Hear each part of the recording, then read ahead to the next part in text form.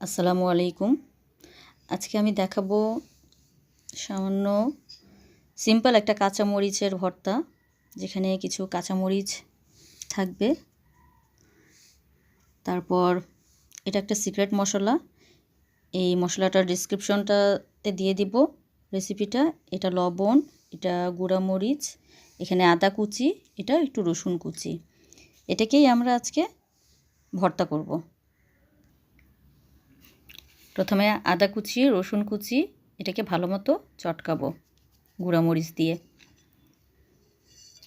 তারপর সিক্রেট মশলাটা দিলাম। এখন ভালো মতো এটাকে হাত দিয়ে চটকাবো।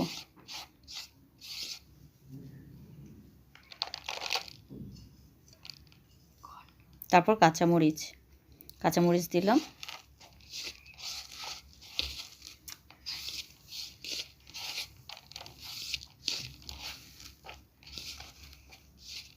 এটাকে চটকে তারপর এটাতে আমরা সামান্য পরিমাণে একটু সরিষার তেলটা দিব।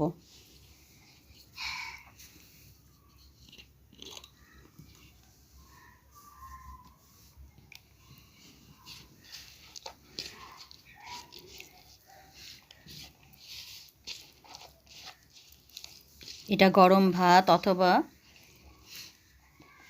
যে কোনো টক জাতীয় খাবারের সাথে, যেমন কামরাঙ্গা ভর্তা, আমড়া ভর্তা, এটার সাথে খাওয়া যাবে এটার সাথে। এই হয়ে গেল আমাদের মরিচ ভর্তা, কাঁচামরিচের ভর্তা। ইচ্ছা করলে এটা সাথে সাথে খেতে পারেন, পরিবেশন করতে পারেন, অথবা জারে রেখে এটা ফ্রিজে রেখেও আপনি খেতে পারেন। 1 সপ্তাহ খেতে পারবেন।